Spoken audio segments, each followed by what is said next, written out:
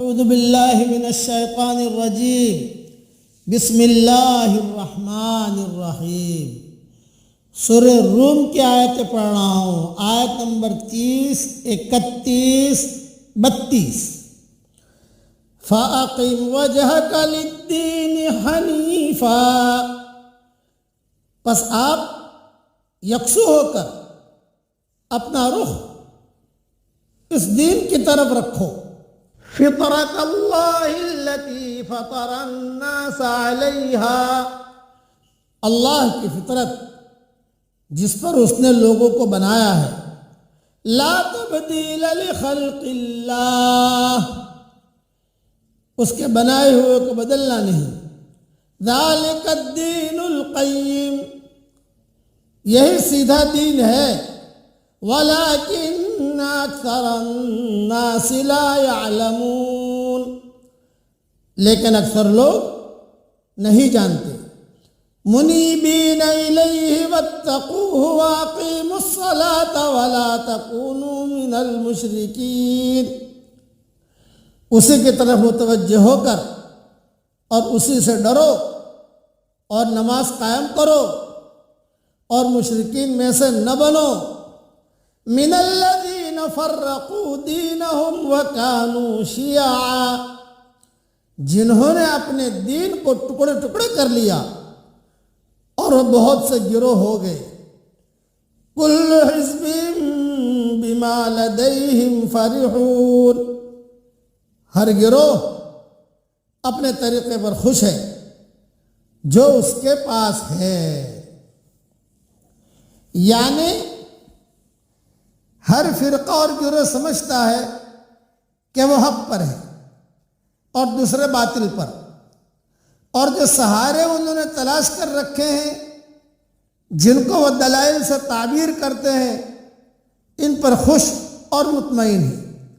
بدقسمتی سے ملت اسلامیہ کا بھی یہی حال ہوا کہ وہ بھی مختلف فرقوں میں بٹ گئی، اور ان کا بھی ہر فرقہ اسی زعم باطل میں مبتلا ہے کہ وہ حق پر ہے، حالانکہ حق پر صرف ایک ہی گروہ ہے جس کی پہچان حضرت محمد صلی اللہ علیہ وسلم نے بتلا دی ہے کہ میرے اور میرے صحابہ کے طریقے پر چلنے والا ہوگا، جو حق پر ہوگا وہ میرے اور میرے صحابہ کے طریقے پر چلنے والا ہوگا۔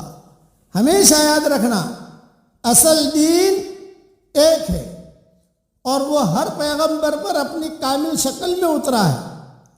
وہ ہے ایک اللہ کی طرف رجوع، ایک اللہ کا ڈر، ایک اللہ کی عبادت، ہماتن ایک اللہ کی طرف متوجہ ہو جانا، یہی دین فطرت ہے۔ یہ دین ابدی طور پر ہر انسان کی نفسیات میں سمویا ہوا ہے۔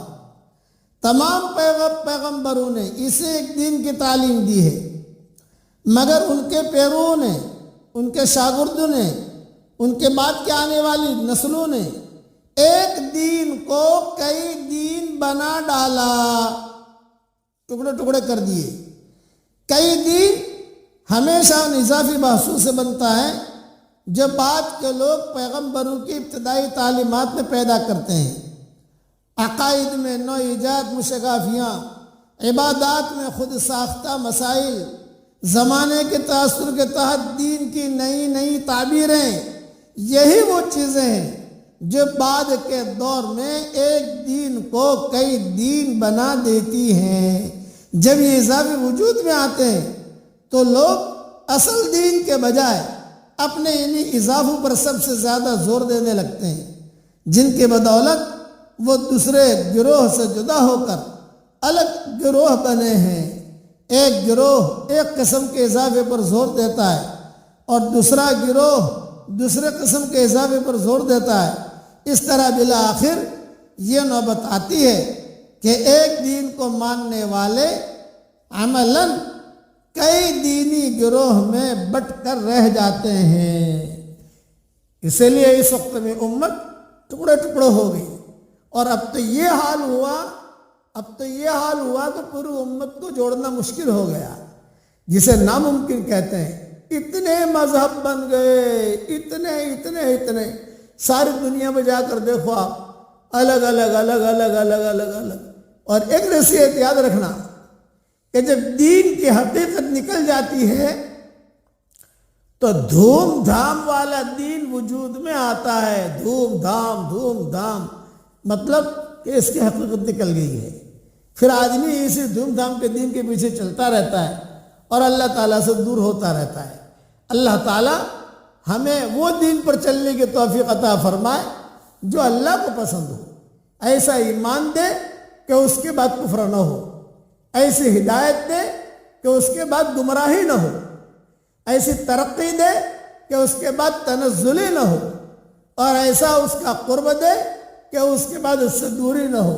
اور اللہ جل جلالہ عم نوالہ ہر وہ کام کرنے کی ہمیں توفیق عطا فرمائے جس سے اللہ راضی ہو جائے، اور ہر اس کام سے بچنے کی توفیق عطا فرمائے جس سے اللہ تعالیٰ ناراض ہو جائے۔